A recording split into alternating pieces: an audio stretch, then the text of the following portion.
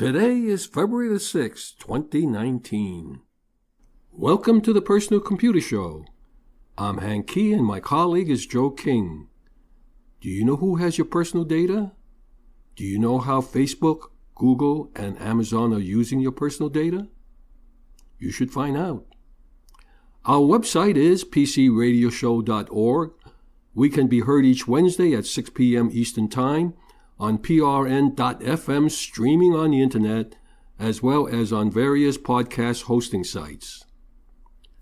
Podcasts of the program is readily available on prn.fm on the internet and pcradioshow.org.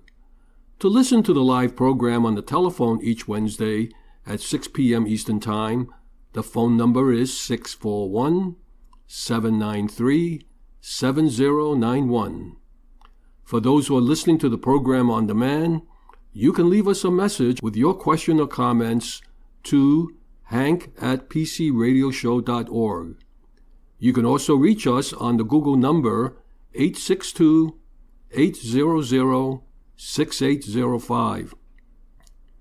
That's 862-800-6805, and start your message with the Personal Computer Show followed by your message. New York State Public Service Commission and Charter Spectrum are near agreement. Some background on what's been happening. The Public Service Commission's order required the company to maintain its service throughout the state while planning for a transition to a new company. Charter is the state's largest cable provider, offering television, internet, and phone services in more than 1,100 communities across New York State, with a potential customer base of 5 million. The cable provider and the state are at odds over the rate at which the company has rolled out high-speed internet in less densely populated areas of the state, which was a key provision in the state's commission's approval of the $55 billion Time Warner Cable merger in 2016.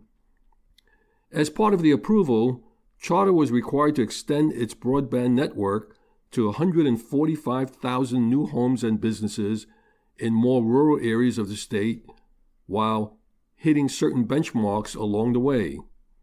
The State Commission says Charter has repeatedly missed its 6 months benchmarks, including a June 2018 deadline to hit about 58,000 new addresses in areas that aren't densely populated. Charter denies that claim, however, and has said it is ahead of schedule. The company claims to have added 86,000 total homes and businesses in its broadband network across the state. Of course, we got two sets of numbers and they disagree on which numbers to use. The disagreement comes down to which addresses should be counted.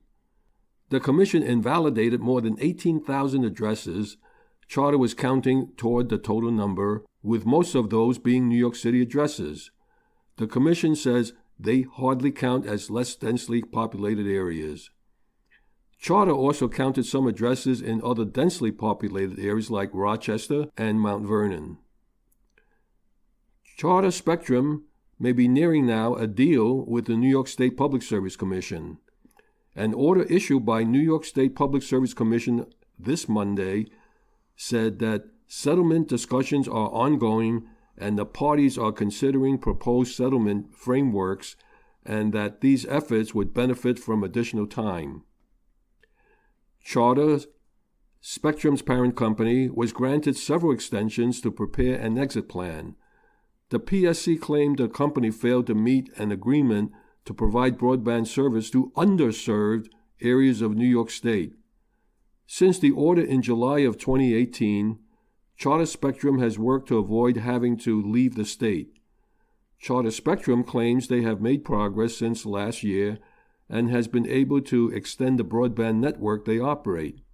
Monday's order from the PSC went on to say, any final agreement will include, number one, an agreement on eligible passings that will count towards the 145,000 passing build-out condition pursuant to the 2016 merger order.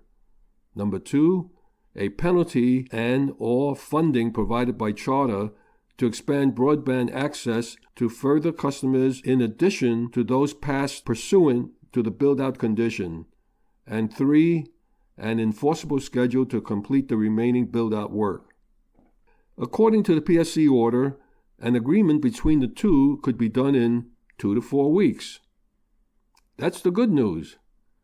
Well, these are my editorial comments.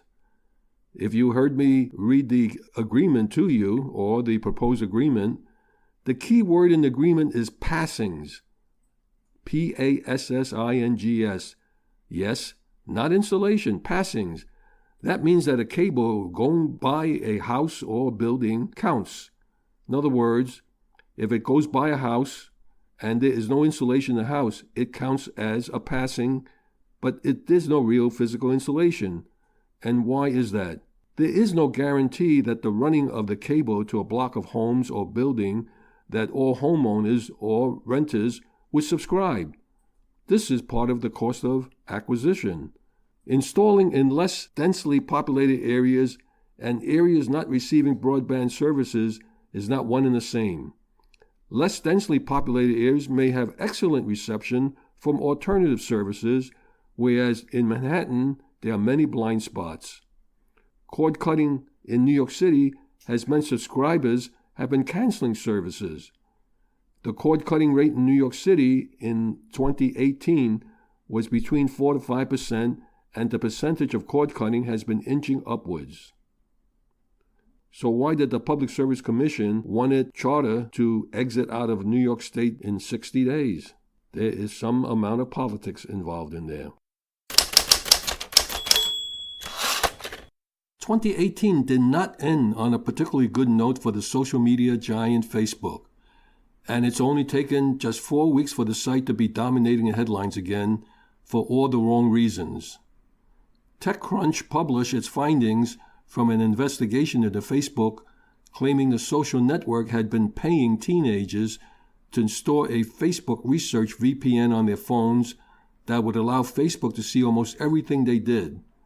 The report states that since 2016, Facebook have been paying users aged between 13 to 35 $20 to sell their privacy to Facebook by installing an app on their iOS or Android devices. TechCrunch reported that Facebook ran a sketchy research program involving paid participants who downloaded an app onto their phone that was capable of monitoring virtually everything that they did.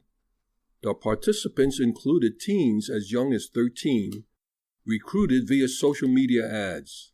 Apple responded soon after by revoking Facebook's Enterprise Developer Certificates, saying the research app function supposed to be used only for internal development purposes, not distribution to consumers. Facebook is facing immense criticism for paying teenagers to install a program capable of monitoring everything from private messages and browsing histories to app messages on their devices. According to Sheryl Sandberg, the teens consented to putting Facebook spyware on their phones. Sandberg said the Facebook Research app is completely opt-in. There is a vigorous consent flow and people are compensated. It's a market research program. Sandberg added, "It's your information. You put it on Facebook. You need to know what's happening. In this case, the people who choose to participate in this program did." When asked whether Facebook regretted not pulling the app before Apple had revoked its certificates, Sandberg replied by saying, Facebook had done so as soon as it realized it was not in compliance.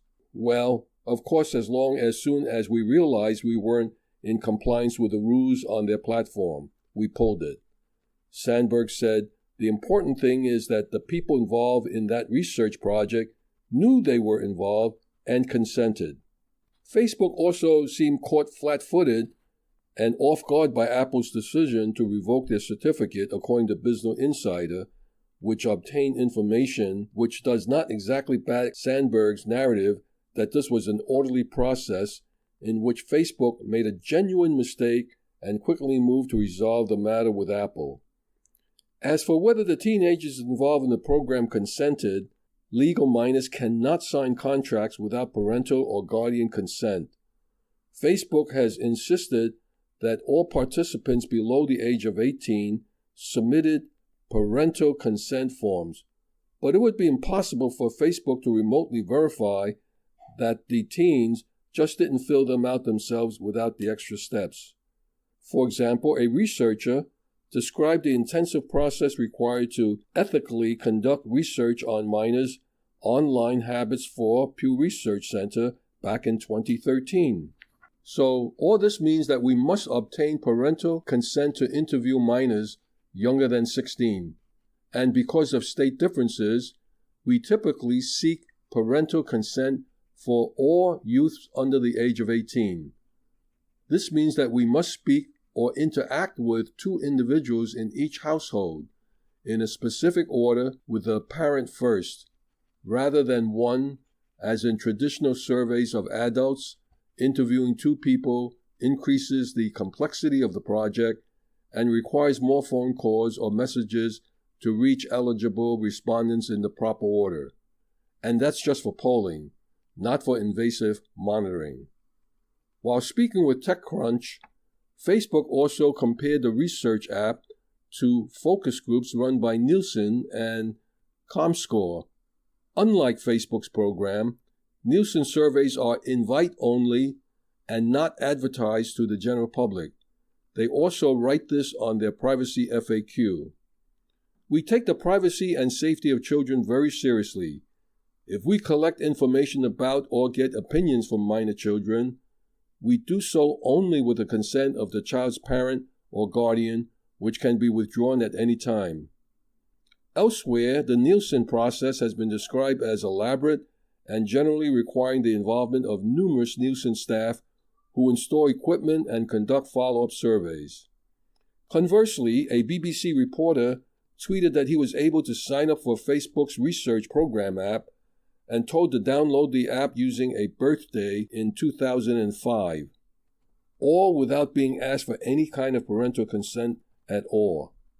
Few participants in the program would have the technical knowledge to reasonably consent to the scale of the surveillance. Most users are unable to reasonably consent to this regardless of any agreement. There is no good way to articulate just how much power is handed to Facebook when you do this. Nothing about Facebook's side of the story makes sense at all.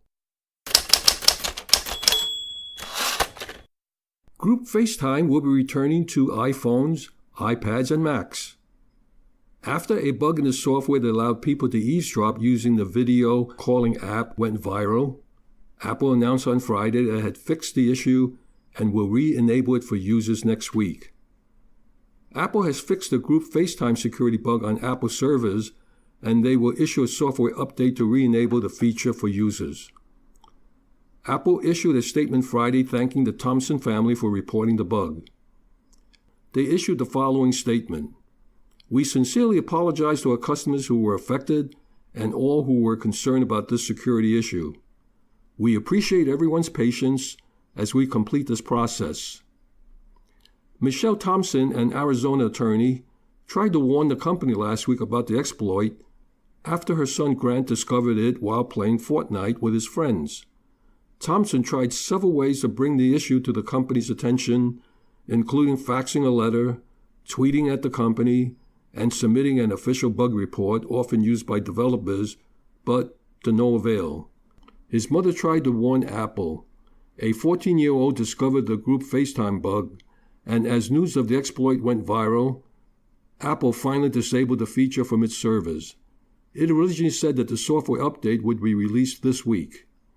In addition to fixing the bug, Apple also played a little bit of damage control, both on how it handled this issue and how it says it will improve the process in the future. They issued the following statement: "We want to assure our customers that as soon as our engineering team became aware of the details necessary to reproduce the bug, they quickly disabled the group FaceTime and began work on the fix. We are committed to improving the process by which we receive and escalate these reports in order to get them to the right people as fast as possible. We take the security of our products extremely seriously, and we are committed to continuing to earn the trust Apple customers place in us. So why did it take so long for them to recognize that there was a problem, especially when a customer brings it to their attention? Apple needs some fixing in the way they handle problems.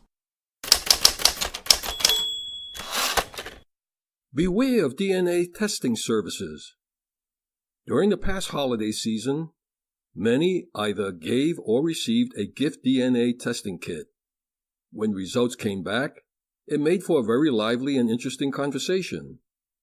I did a search using the following words: list of DNA testing services. There are 34 companies listed. They specialize testing in selected areas. Most of us associate DNA testing with ancestry and genealogy, but there are services that also specialize in health and traits. If your ancestry does not date back to the Mayflower, there are also testing services whose database includes data from your country of origin. Recent news should give us pause, however, about DNA testing services. There are plenty of reasons to be wary of at-home DNA testing, particularly if you are concerned about genetic privacy. That's especially true now that it's come to light that Family Tree DNA, one of the largest private genetic testing companies, is cooperating with the FBI to give its agents access to its genealogy database. This partnership marks the first time a consumer DNA kit company has voluntarily given law enforcement access to a private database. Detectives have increasingly turned to DNA databases as a way to jumpstart cold cases, but previously kept searches limited to public and free databases. A Family Tree DNA spokesman said the agreement with the FBI gives the agency the ability to search more than 1 million genetic profiles, the majority of which were given by consumers without knowledge of the company's relationship with the FBI. As part of the agreement, the company has also agreed to test DNA evidence and identify remains of deceased individuals in violent crimes for the FBI in its own laboratory. In a statement, Family Tree DNA said that customers have the ability to opt out of matching features in their account settings. Doing so would prevent law enforcement from accessing their genetic information, but it also means the user would be unable to find potentially family members through the service. There should be an opt-out for only making the information to a government agency without a subpoena. The fact that direct-to-consumer DNA kits might be subpoenaed by law enforcement isn't a secret. In fact, it's right there in the disclosures on the websites of Family Tree DNA, Ancestry DNA, and 23andMe. But while it can admittedly be a helpful tool to apprehend criminals that pose a threat to public safety, you should be aware that these ancestry sites could expose not only your identity but anyone related to you. Whether or not Family Tree DNA's decision will influence other consumer DNA kit companies to follow suit is unclear, but at least one competitor isn't keen on it. At Living DNA, they only allow your DNA to be used for what you have asked them to do with it. But privacy concerns aside, these kits can be imprecise and sometimes offer bunk diagnosis about your health concerns like diet. If you had used a DNA test service and had not been aware the data may be voluntarily turned over to the government, then check with the testing lab. You are faced with a conundrum. If you want to determine your ancestry and not have the government have access to the information, this then is worse than what has been depicted in the novel 1984 by George Orwell. This is not a case of which the government is collecting data on you. It's freely given to them. Microsoft says Windows Update DNS outage is fixed and things should return to normal for all customers soon. Microsoft has now confirmed that the cause of last week's Windows Update failure was a global outage at an unnamed external DNS service provider. That outage left some Windows users in the United States and the United Kingdom unable to get security, software, and operating system updates from Microsoft Update Service. The issue affected Microsoft's update service for Windows users. Some users were able to get updates working by changing their computer's DNS setting to Google's public DNS. Microsoft explanation filled in some of the gaps about why users couldn't connect to Windows Update for several days after the end of January. Microsoft said although the outage at an external DNS provider was fixed on the same day it occurred, a few customers continued to struggle to connect to Windows Update. The delay is because it takes a while for other downstream DNS servers to be updated with the corrected DNS entries for Windows Update. The Windows Update service was impacted by a data corruption issued in an external DNS service provider global outage. The issue was resolved on the same day, and Windows Update is now operating normally. But a few customers have continued to report issues connecting to Windows Update service. We expect these issues will go away as downstream DNS servers are updated with the corrected Windows Update DNS entries. That would help explain why users continue reporting problems connecting to Windows Update over the weekend, while Comcast users reported the issue being resolved by Friday. Microsoft is relying on Windows Update to resolve a long-running block on some Intel display drivers. That block was first imposed in November. Shortly after Microsoft resumed the Windows 10 1809 update after suspending it due to a data-destroying bug. The buggy drivers broke audio playback from monitors connected to a PC.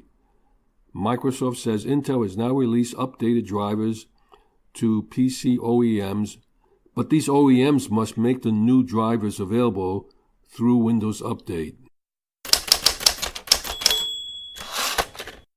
How long do you stick with an old computer? By Benjamin Rockwell.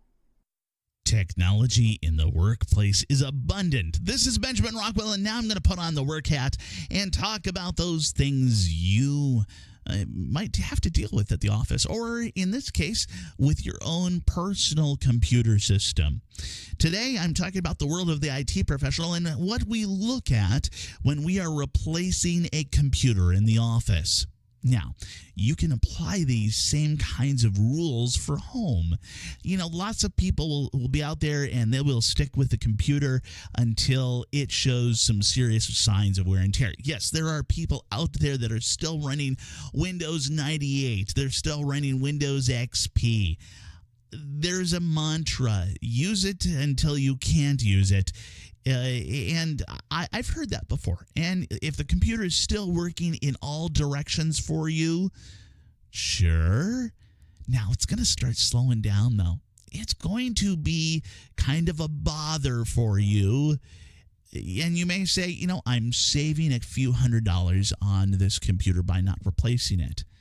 Well, all right. Businesses look at a number of different things. Efficiency is a concern. Uptime is a very major concern. If your computer goes down for a day, we've lost 8 man-hours of you working on the computer. Or, well, maybe it's 4 man-hours because you don't work on your computer all day long. And maybe it's 2 and maybe it's 6, and it doesn't matter. It's a certain amount of man-hours that are completely lost because you're not working. And another set of man-hours that are lost because there's a technician fixing your computer. An old computer dying in the wrong place can leave the company in jeopardy. A little bit. Just a little bit. And sometimes, the wrong computer died. Yeah. So there are a number of things that happen, and the technicians work to reduce downtime. They also look to recoup costs for repair by putting in common systems, and they look for common errors that are happening throughout the systems. So they look at possibilities for replacement all the time. One of the biggest areas is that computers are getting both more powerful, more bang for the buck, and cheaper at the same time. So as prices go up, or rather as speed goes up, the price also comes down at kind of that same rate. So we keep running into that nice, neat little area where over the course of a number of years now, $800 gets you a really nice computer. However, that computer the next year, it only costs $600 or $500. And the next year, it's $300. So we can return value by giving you a more powerful computer if your job calls for it every few years. So how do we pitch this to the boss? Well, we have to look at how often, when was the last time they replaced your computer, and how often are you sitting around waiting for the computer? I will tell you, if you are waiting around just 5 minutes a day, if you can log out and basically all of the information about how often you are waiting, if you wait just 5 minutes a day, you figure there's about 240, 250 work days in a year, and it'll all vary based on what kind of company you work for and how many days you work and stuff like that. But we can figure that's 25 hours of time that's lost, and you're not going to get it back. Now, how much do you get paid? I mean, let's be honest. How much do you get paid? How much do you cost the company? Let's say it's just $10 an hour. That's $250 of the company's time that is lost to the wind. And what if you get paid more? What if all of that just translates in a different direction to all of the different things that are having to happen because they're fixing your computer, they're dealing with your computer, and so forth? Or you basically are losing 10 minutes a day. So the computer payoff might be a matter of it pays for itself in 2 years or a year or 6 months. And that, if you can lay out that kind of deal to your boss, hey, I'm going to be able to work twice as fast. I wait currently 15 minutes a day waiting for my computer. Microsoft Excel takes 30 seconds to load. Microsoft Windows takes a minute to load. And I load it up 4 times a day. Yeah, that starts racking up very, very quickly. This is Benjamin Rockwell. Back to you, Hank. Thank you, Benjamin. How might I be able to speed up the internet service? The domain name system, or DNS, can be a major source for inefficiency. What is DNS? The domain name system, or as we call it DNS, is a phone book for the internet, which translate domain names like facebook.com or twitter.com into an IP address necessary for devices to load those internet resources. When you're on the internet, by default, it uses a DNS server that its router connects to. If you have standard DSL, cable, or fiber internet access, your router connects to your ISP DNS server. But you can change that, and you may want to in order to speed up some of your internet activity. There are 2 good public DNS servers you can use. Your ISP assigns you a DNS server whenever you connect to the internet, but these may not always be the best choice. Slow DNS servers can cause a lag before websites starts to load, and if your server sometimes goes down, you may not be able to access any sites at all. Switching to a free public DNS server can make a real difference with more responsive browsing, meaning there's much less chance of technical problems. Some services can also block access to phishing or infected sites, and a few offer content filtering to keep your kids away from the worst of the web. You need to choose your service with care, as not all providers will necessarily be better than your ISP. And to help you select one in the right direction, we'll highlight some of the free DNS servers around. The mechanics of DNS can be quite complicated, as information isn't held in a single database, but rather distributed in a worldwide directory, including a vast number of DNS servers. Fortunately, the average internet user doesn't normally have to get involved, as your ISP automatically provides you with access to a DNS server whenever you go online, and whenever you enter a URL into your browser. This will find the relevant IP address for you. DNS servers can vary hugely in speed, particularly in areas which don't always have the best internet coverage. A sluggish DNS server can noticeably slow down your browsing in some situations, and trying an alternative, especially as the best options are all free, is generally a good idea. There is a second possible benefit in terms of uptime. If your ISP DNS server fails, you may not be able to access some or all of your favorite sites. DNS speed depends on many factors, including your location, the distance to your nearest server, and that server having enough power and bandwidth to handle all the queries it receives. DNS Jumper is a portable freeware program which tests multiple public DNS services to find out which delivers the best performance for you. This program, DNS Jumper, can be downloaded online on the internet. The program has a lot of options and it isn't difficult to use. You launch it, you click Fastest DNS, and it starts a DNS test, and within a few seconds, you're looking at a list of DNS services sorted by speed. DNS Jumper can be useful in particular because it's checking how servers perform from your location, but it doesn't run enough tests over a long enough period to give you a definitive answer. How can I test a DNS service? If your browser is telling you a website server IP address could not be found, even though you're sure it's up and available, then this could be due to a problem with your DNS. But you might not want to go to the trouble of changing your DNS service to find out. Windows users can use the command line tool nslookup.exe, N Nancy S Stephen lookup as one word .exe, nslookup.exe, to look at the results of any DNS server without touching their system settings.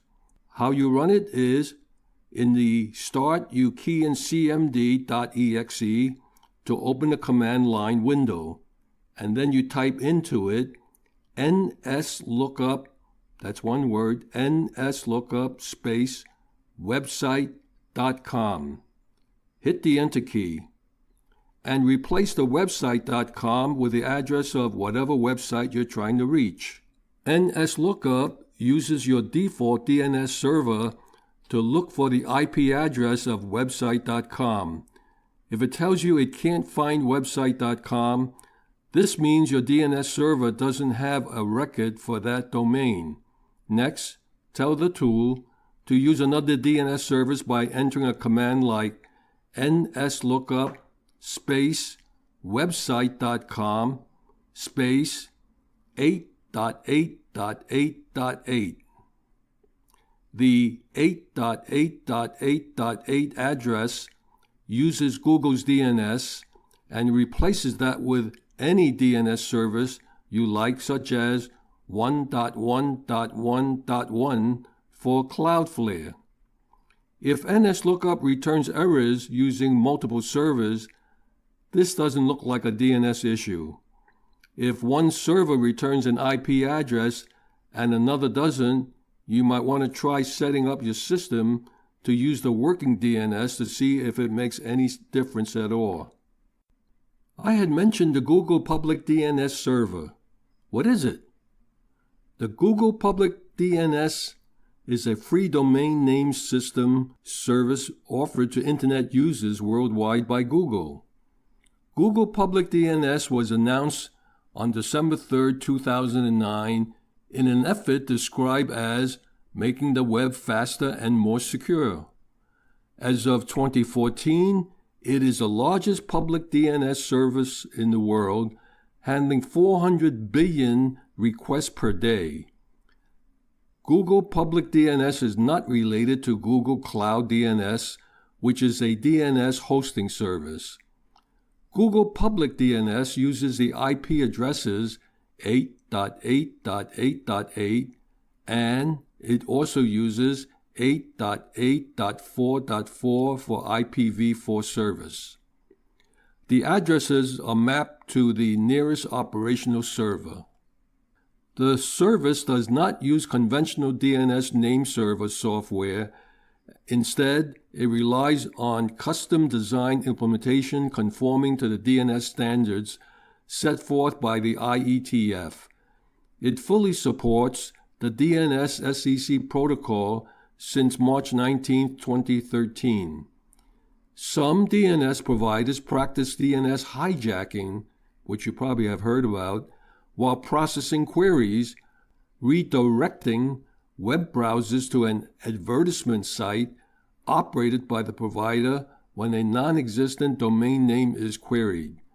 This is considered intentional breaking of the DNS specification. The Google service correctly replies with a non-existent domain response. The Google service also addresses DNS security.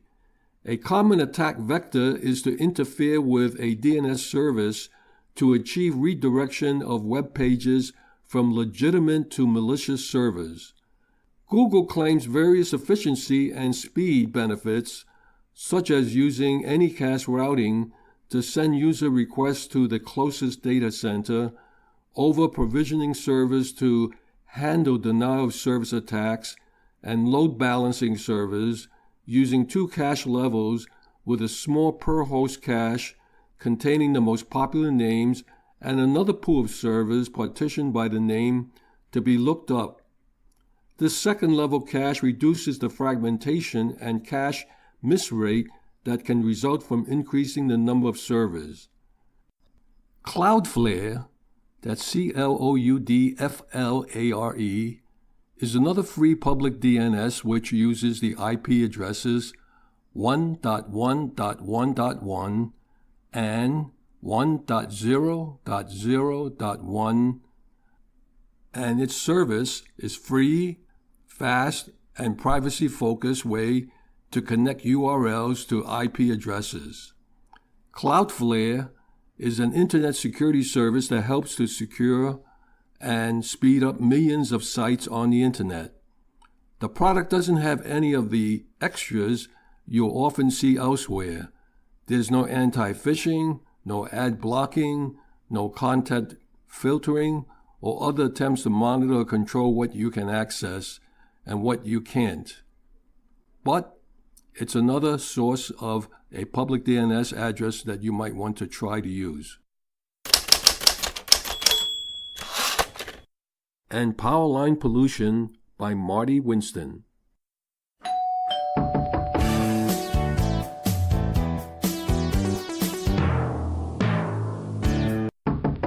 Electrical power has a lot of nicknames, but my favorite one is juice.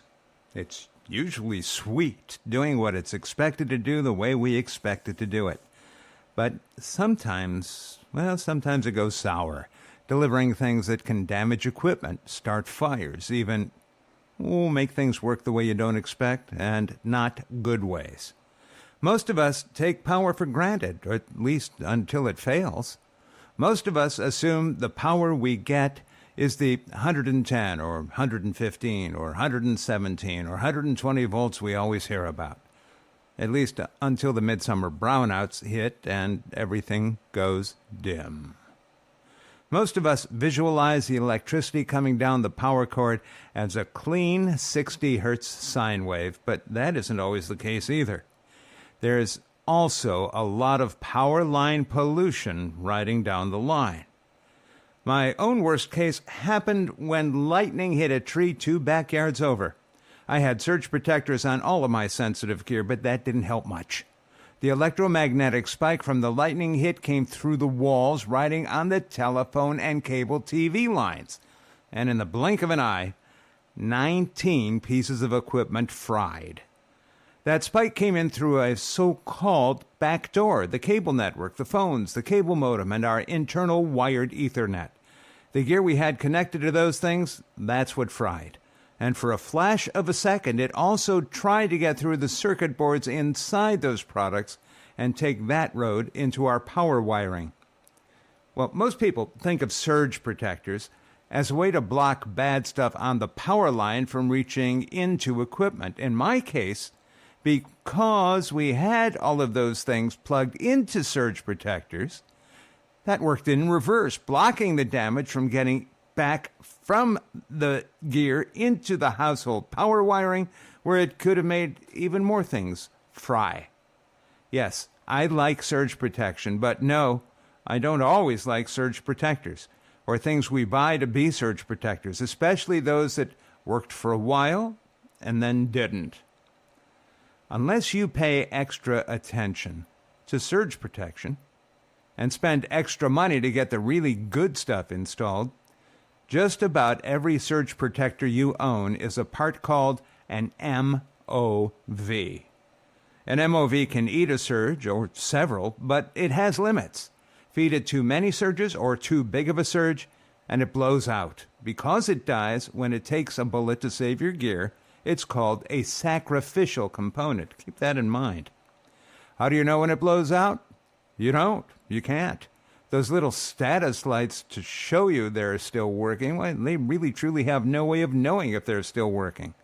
The only reliable way to know if an MOV is still good, you're going to like this, is to cut it open and inspect it with a microscope. Of course, as soon as you cut it open, it stops working. It reminds me of the way they used to test for witches in the Salem witch hunts. Here's a way to tell. Find a way to attach a date to every surge protector you have and mark it with the day you first plug it in. Count on normal power line pollution killing it within 5 years if you're lucky, more likely 2 to 3, or as little as 6 months if you're in a place where power problems are especially bad. Oh, the surge protection in most UPS systems, backup power supplies, it's no better, with a few exceptions that use more muscular surge protector design. Liebert surge protectors don't die anywhere near as quickly or as easily as others. The Minuteman ones are less likely to burst into flames and start house fires, as UPS quote-unquote brand A surge protectors did a while back.